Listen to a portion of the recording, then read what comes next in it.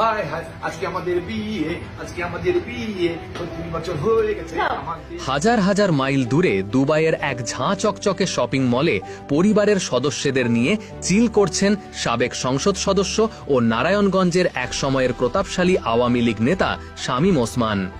সম্প্রতি সামাজিক যোগাযোগ মাধ্যমে ছড়িয়ে পড়া একটি ভিডিও এই দৃশ্যকে সামনে এনেছে, যা দেশের ভেতরে ও বাইরে থাকা বাংলাদেশিদের মধ্যে তীব্র ক্ষোভ ও বিতর্কের জন্ম দিয়েছে।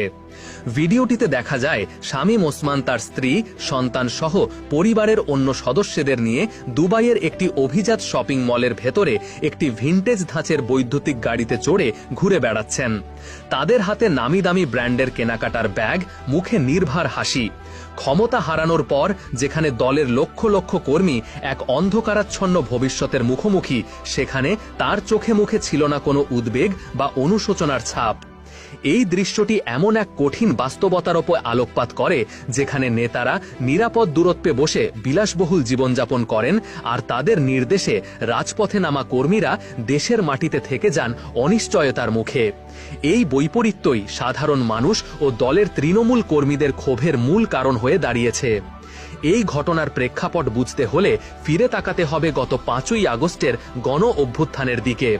সেই গণজাগরণের মধ্য দিয়ে আওয়ামী লীগ সরকারের পতন ঘটে, যার পর দলটির অধিকাংশ শীর্ষ নেতাই আত্মগোপনে চলে যান বা দেশ ত্যাগ করেন। ধারণা করা হয় সরকার পতনের আগেই শামীম ওসমান ভারত হয়ে দুবাইতে পরিবারের কাছে আশ্রয় নিয়েছেন। অথচ তার বিরুদ্ধে দুর্নীতি দমন কমিশন দুদকের একাধিক মামলা চলমান ছিল এবং তার বিদেশ যাত্রার ওপর ছিল নিষেধাজ্ঞা।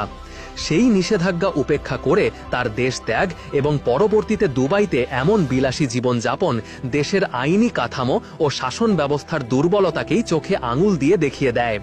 এটি প্রমাণ করে ক্ষমতার বৃত্তে থাকা ব্যক্তিরা কিভাবে আইনের ধারাছোঁয়ার বাইরে থেকে যান। ভিডিওটি প্রকাশের পর সামাজিক যোগাযোগ মাধ্যমে যে সমালোচনার ঝড় উঠেছে, তা কেবলই বিদ্বেষ প্রসূত নয়, এর গভীরে লুকিয়ে আছে একরাশ বঞ্চনা আর হতাশা। বহু মানুষ মন্তব্য করেছেন, যে কর্মীরা নেতাদের নির্দেশে জয় বাংলা স্লোগান দিয়ে রাজপথে নিজেদের জীবন বাজি রেখেছিল, আজ সেই নেতারাই তাদেরকে বিপদের মুখে ফেলে বিদেশে চিল করছেন।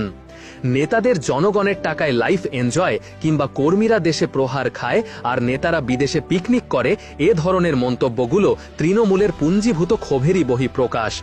এই ঘটনাটি আওয়ামী লীগের দুঃসময়ে কর্মীদের মনোবল ভেঙে দেওয়ার পাশাপাশি সাধারণ মানুষের কাছে দলটির ভাবমূর্তিকে আরও প্রশ্নবিদ্ধ করে তুলেছে।